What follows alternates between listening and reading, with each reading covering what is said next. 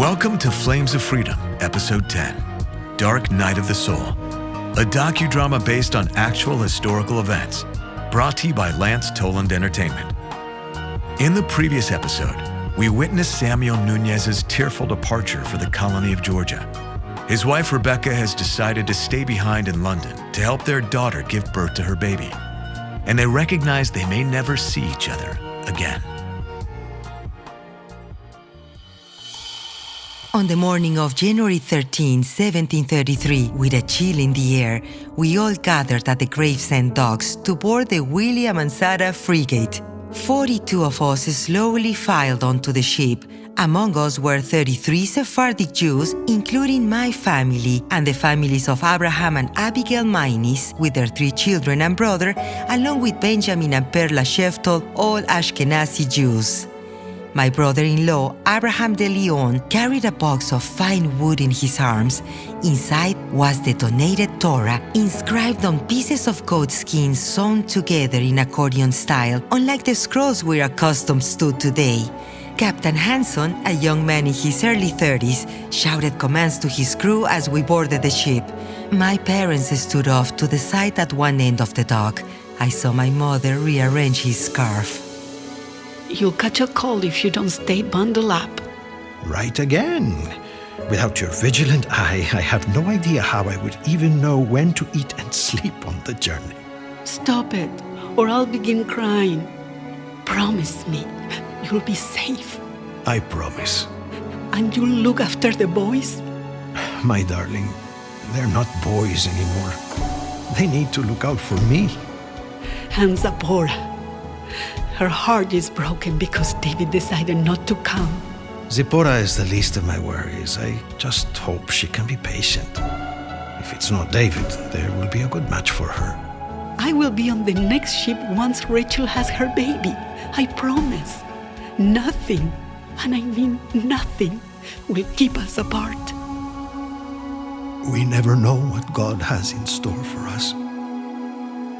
Rebecca, mi amor, if we never see each other again, you have been the perfect wife for me. I can't imagine going through everything we have faced with anyone but you. Neither can I. Now go. Go, or they'll live without you. We will write you every day and see each other again soon. Eu te amo, Samuel. Te amo.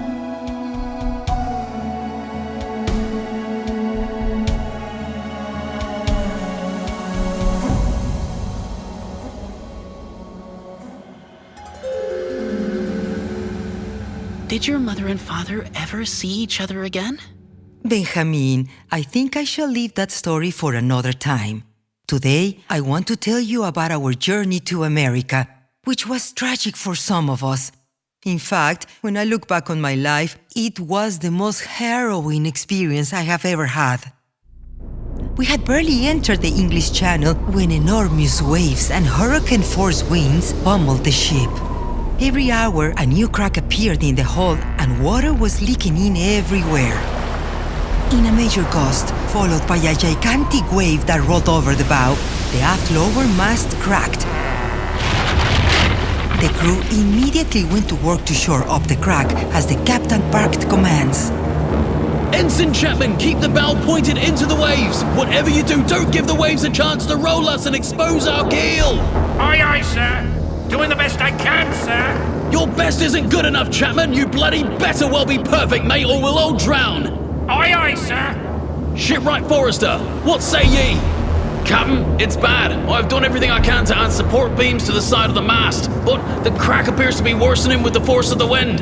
I suggest we beach her or head to a port where we can safely make proper repairs.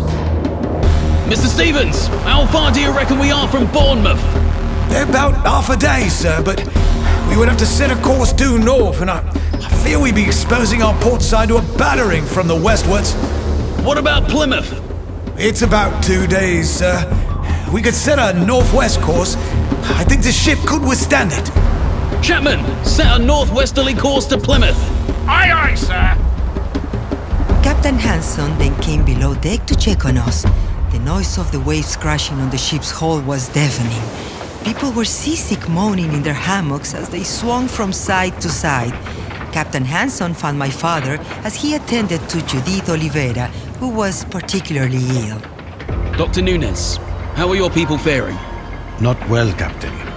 How much more of this do you expect? The ship is taking quite a beating. We're heading to Plymouth, where we can repair the damage. Probably 2 days sailing. I am not sure my people can hold up for 2 more days of this. I've been in far worse, Doctor, far worse. We'll be fine. You just keep your people's spirits up. Understood. My brother Moses stepped in. Captain, my brother and I worked for nearly 6 years in the building trades, the last 3 as carpenters. We'd be happy to lend a hand. Captain Hanson sized up my brother Moses and Daniel, who had come to his side. Very well. Go topside and tell Shipwright Forrester that I sent you to help him. He's in charge. You do whatever he says. Understand? Aye, aye, Captain. My brothers grabbed oilcloth jackets and headed topside. Captain Hanson headed to the ship's bow, where 3 men were working feverishly plugging a new leak. 2 other men were operating a backbreaker, A what? a hand pump to remove the water. As you might imagine, it was hard work, and that's how it got its name. Seaman Jones! Who's winning the battle, man? Ye or the water? We have this in hand for now, sir. Good. I'll send some fresh men down to relieve you on the pump. Keep up the good work, Jones. We're depending on you. Captain, Yes, Jones. some of the men are saying that they've never seen such foul weather. A few think it's the Jews that caused it. Jones, they're a sorry lot. Maybe their forefathers killed Christ, but I doubt that God is punishing us for transporting them to the new world. I don't want to hear any more of that claptrap. Do you understand me? If the rest of the crew is spreading this poison, you tell them to bring their concerns to me. Have you got that, Seaman Jones? Aye, Captain. The captain then headed topside, where the boatswain was managing the sails, some of which had been ripped apart by the storm. The ship's carpenter was working to keep the mast intact with the help of Moses and Daniel, who were proving useful. Down below, Benjamin Sheftall approached my father as he handed Judith a wooden mug. Judith, drink a sip of this every few minutes. It contains white hellebore. It should help. What is it, Benjamin? Can we have a word? Certainly. In private. Let's talk over here by the sacks of grain. Yes? I am hearing whispers. You'll have to be more specific, Benjamin. Whispers about what? That God is punishing us. Punishing us? You must be kidding. Some are likening the severity of this storm to Jonah and the whale. They are beginning to wonder whether God has condemned us for some unforgivable sin. Are you suggesting we throw someone overboard to appease God? No, of course not. Benjamin, it's understandable everyone's afraid. I'm afraid. We have to reassure them. The captain is steering the ship to Plymouth for safe harbor and repairs. Now, he's young, but I trust he knows what he's doing. If they bring up Jonah, remind them to pray for safe passage. No one here has perpetrated such a sin that God should drown all of us for retribution. I'll do my best. My father grabbed Benjamin by the arm as he was turning to leave. Benjamin, I can't do this all by myself. If you're hearing unbefitting rumors, bring them to me. This is going to be a long journey, and there will be plenty of days of bad weather. We can't have poisonous rumors infecting the minds of our families. Benjamin nodded and returned to the rest of the passengers.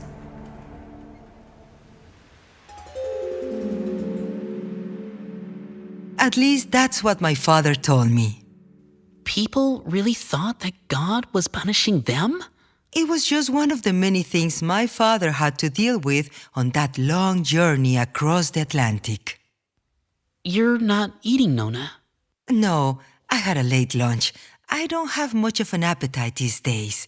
Eat the soup. It's your favorite. Would you care for some butter with your bread? Yes, please. I was wondering, What happened to Oglethorpe and the passengers on his ship? Did they have a rough passage too? Well, as you know, I wasn't on that other ship, the one they called the Anne. Some of my friends much later shared with me about their own travels as they crossed the Atlantic. While they experienced challenges, they were not nearly as severe as ours, and before long, they found themselves 9 miles off the coast of Charlestown, South Carolina.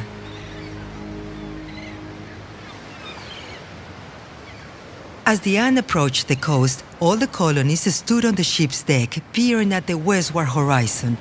Oglethorpe, on the other hand, sat at his desk below deck, writing a letter to Lord Egmont and the other trustees. Gentlemen, we are nearing Charlestown and can see trees just above the horizon with the naked eye. For 68 days, we have seen nothing but sea, sky, and sail.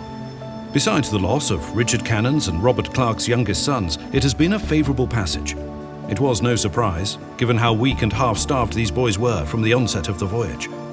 Otherwise, all on board are in reasonable health, except for Mr. Scott, who was badly bruised by a fall.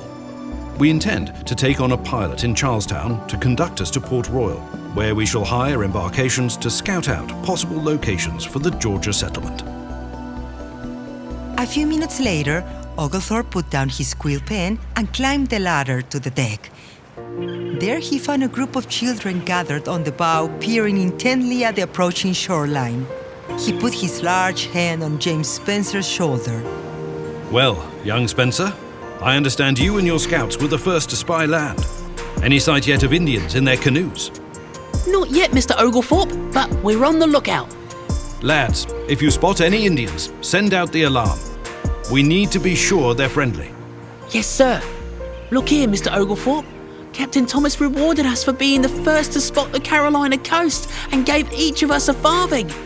I'll add a farthing to that offer for your excellent work, getting us safely to Charlestown. Here. He reached into his pocket and handed each of the children a farthing.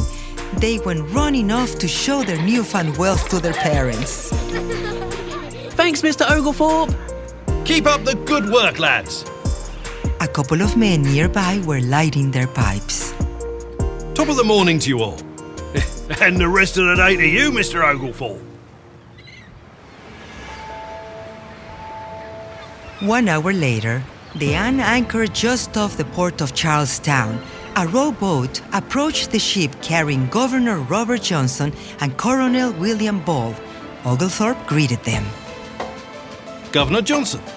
Mr. Oglethorpe, what a pleasure it is to finally meet you. Allow me to introduce Colonel William Bull. He oversees the regiment stationed here. Your reputation precedes you, sir. Welcome to Charlestown. Thank you, Colonel. What plans have you now? I wish to depart for Port Royal, then head south to scout for a suitable location for the settlement. If possible, we would like to hire a pilot to guide us. You're in luck. We have one of the best pilots on the eastern seaboard. I'm sure he'll be glad to be of service. Colonel Bull has graciously offered to accompany you with a contingent of scouts and rangers. He is quite familiar with the territories to the south. That is most appreciated, sir. If it's possible, I wish to join you on shore to extend my gratitude to the Speaker of the Assembly for all his assistance with my correspondence over these past months.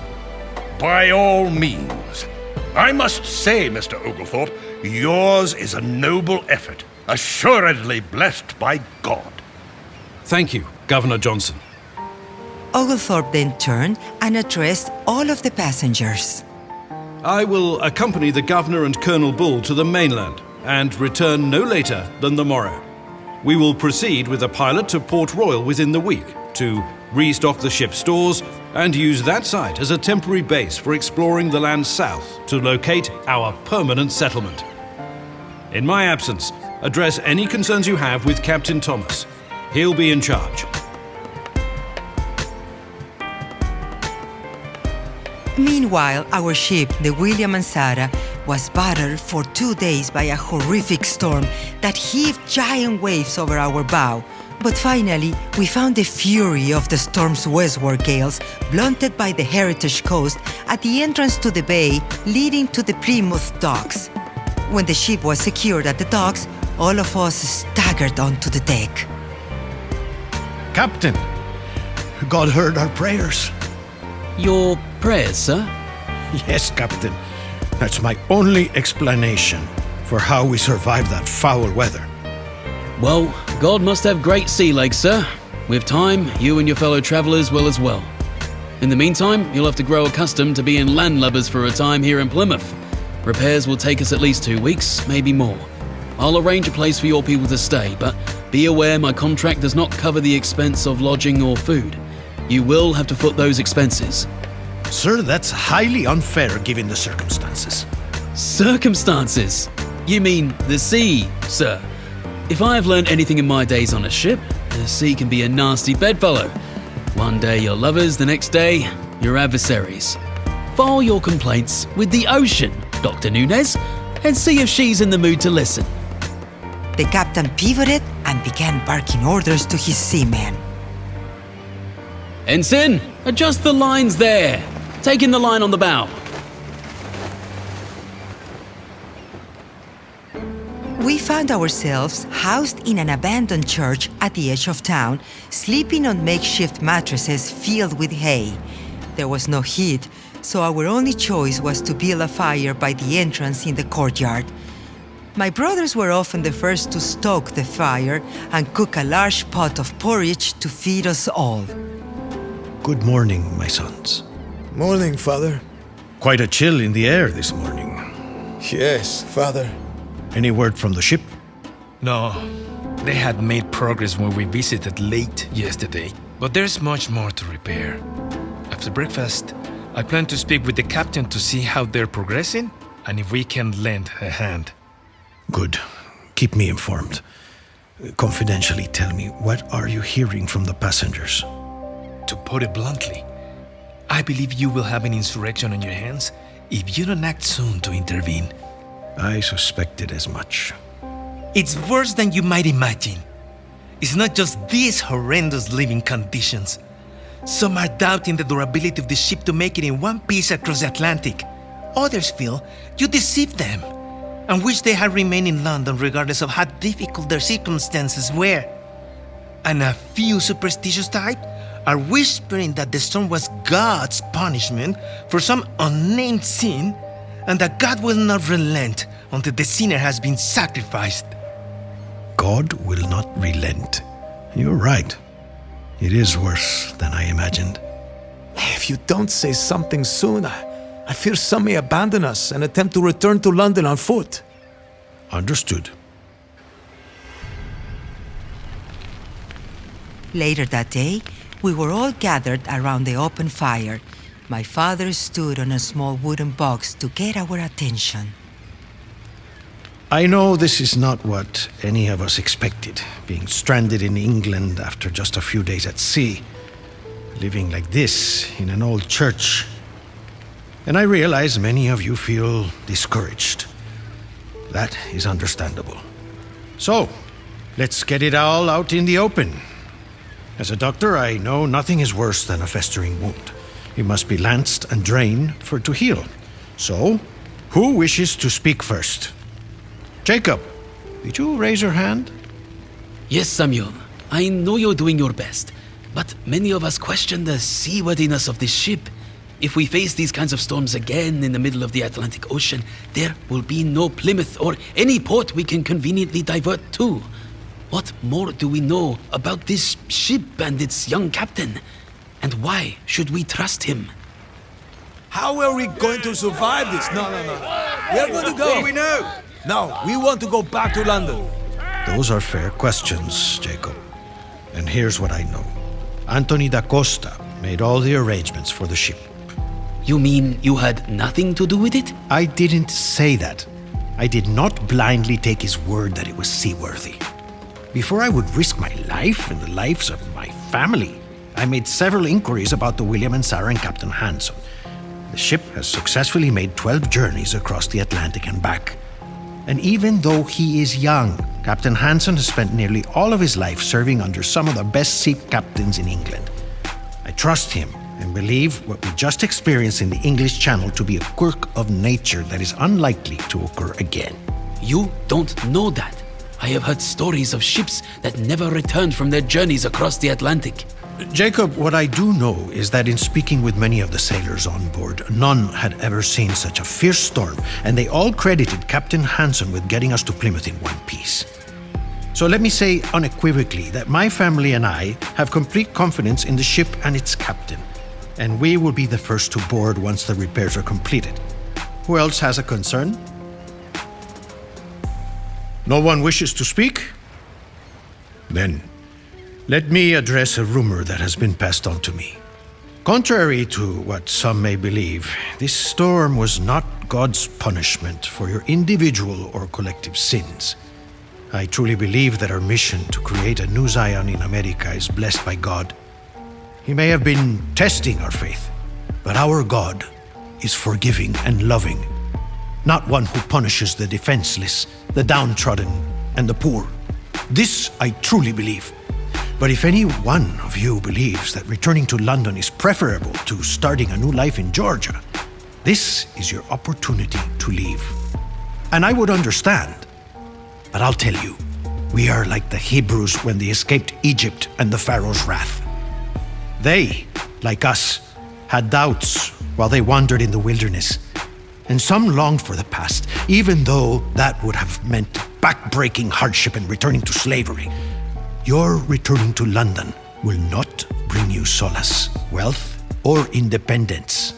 You, like all of us, chose to embark on this journey in search of the promise of a new land because London was suffocating us. If you are like my family, we found no opportunity there, only prejudice and unrelenting disappointment. Will this new land be a better place for all of us? In my heart, I believe so. And I will do everything in my power to ensure that each of you can taste freedom and prosperity if you're prepared to work hard and have faith in our Father above. We are His flock and in His hands, whether we are in London or on a ship bobbing around in the ocean. I trust in the covenant He made with our forefathers that He will deliver us. And I ask you to search your hearts, stand strong, and have faith. That is all I have to say on this matter. If you desire to leave, come see me this morning, and I will bless your journey so that it is safe and that you find what you seek in life.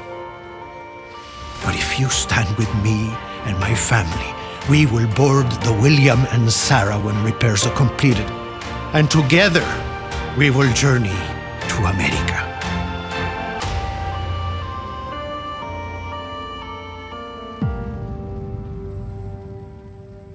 Did anybody leave? Not one soul. When my father stepped down from that wooden box, he looked into the faces of everyone. In shame, they all looked to the ground and slowly dispersed. No one approached him that day with a request to leave. 3 weeks later, the repairs on the William and Sarah were completed, and we departed Plymouth on calm seas. All of us had recovered from the calamitous first days aboard the ship, but there was one exception.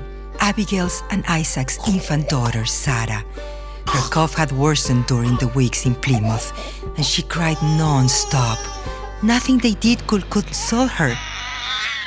My father examined Sarah below deck while Abigail cradled her. It's an infection in her lungs. Rub this salve on her chest every 2 hours. It should help. Isn't there anything else we can do? She's going to be fine. Sarah's a strong and hearty child. Pay attention if anything changes with her breathing. If the cough worsens, let me know. And be sure to wrap her in blankets to keep her warm. But 2 weeks later, little Sarah's condition suddenly worsened as we hit turbulent seas in the North Atlantic. She's barely breathing! Samuel, please do something! My father placed his hand on her chest, then lowered his ear to listen to Sarah's heart and lungs. Her heartbeat is very erratic. Abigail, I have tried everything I know to do. You were the doctor to the king. Why can't you help my child, for God's sake? I am so sorry. There are just some things beyond my abilities. She's not breathing! My baby is not breathing! My father bent down to listen to Sarah's heart, and then slowly and gently placed his hand over her eyes. My dear, she's with God now. No, dear God, no!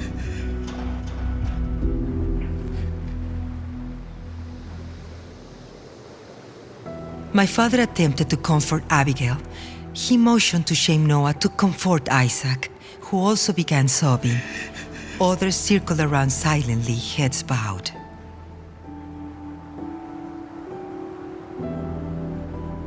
I must tell you, my father, as a doctor, lost many patients in his years of practice, but the loss of baby Sarah hit him especially hard. He took it as a personal failure and never forgave himself. But doctors aren't gods. He did everything he knew how to do. True. Nevertheless, he had promised to deliver everyone safely to America and believed God was punishing him for his lack of faith. So sad, especially the funeral we held at sea.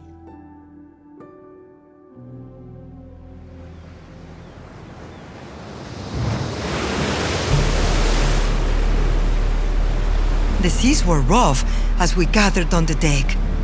The men steadied the women who attempted to keep their footing as the ship rolled back and forth. Abigail was holding her Sarah, who was wrapped in a shroud. The ship's carpenter had prepared a small wooden box and was standing to the side. How can we just dump her into the sea? Why can't we wait to give her a proper burial? My dear Abigail, we are weeks away from land. Our Torah prescribes that our loved ones be buried immediately, within a day of death. To keep our covenant leaves us no other choice. But I'll never be able to visit the grave. Abigail, Sarah is already with God. You will be able to visit her anytime. You only need to speak her name, and she will hear you. Your love for her will not cease. It will extend into the heavens, and she and God will hear your prayers. No, I can't do it. Abigail, love. Please, let our baby go. No, please, no. Isaac reached in and gently pried the baby from her arms. The other women moved in to support her. Abraham took a small knife and cut the collar of Isaac's shirt and carefully reached in and cut the top of Abigail's blouse to denote they were mourning. Isaac then took Sarah and gently placed her in the small open casket. The carpenter bound two ropes over the opening. Captain Hanson lifted the tiny casket, placed it in a net, and lowered it to the water's edge. God, full of mercy, who dwells in the heights, we pray that you provide a safe resting place for the soul of Sarah, daughter of Isaac and Abigail. Master of mercy, protect her forever, and tie her soul with the rope of life. The everlasting is her heritage. May she reside peacefully upon her resting place. And let us say, Amen. Amen. When the prayer concluded, he nodded at the captain, who released one end of the rope. The casket slipped from the net into the choppy seas, quickly disappearing beneath a huge swell.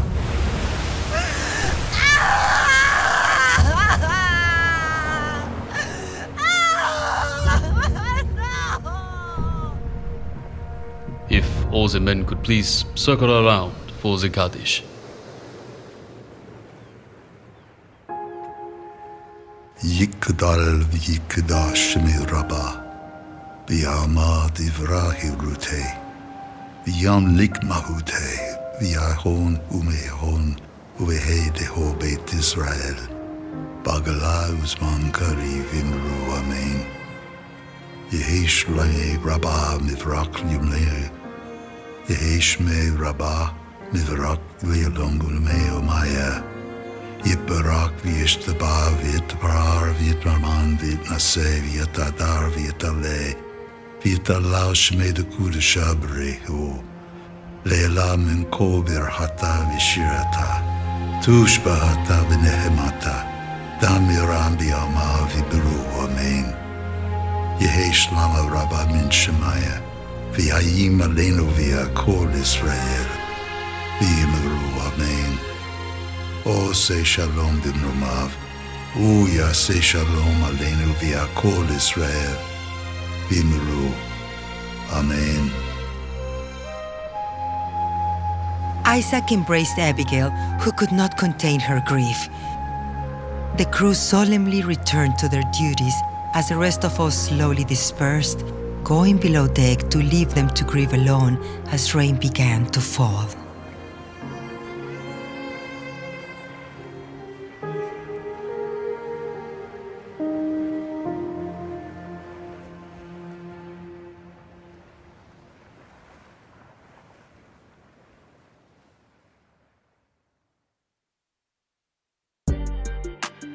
This is the conclusion of Episode 10 of Flames of Freedom. Written by Richard Stone. Produced and directed by Mark Simon at Q-Tone Productions. Audio engineering, original music, and sound design by David Wilson. Executive producer Lance Toland. Special thanks to our ensemble cast. Tzipora, played by Angelina Santana. Benjamin, played by Jamie Treselian. Samuel Nunes, played by Juan Pablo Gamboa. Rebecca Nunes, played by Gabriela Lopetegui. James Oglethorpe, played by Ian Russell. Additional roles played by Brad Davidorf, Francois Clemenceau, and Barry Stoltz. Thanks to Rabbi Saul Rubin, whose assistance throughout the development of this series was invaluable, and for their guidance and support of this project from its early inception. Special thanks to Rabbi Robert Haas of Congregation Mikveh Israel in Savannah, Georgia. Rabbi Rachel Bregman of Temple Beth Tefillah in Brunswick, Georgia. Rabbi Shalom Morris of Beavis Marks Synagogue in London, England. And Lord Peter Levine of London City, England. And the Jewish Heritage Alliance for their support. This has been a production of Lance Toland Entertainment. Copyright 2024. All rights reserved.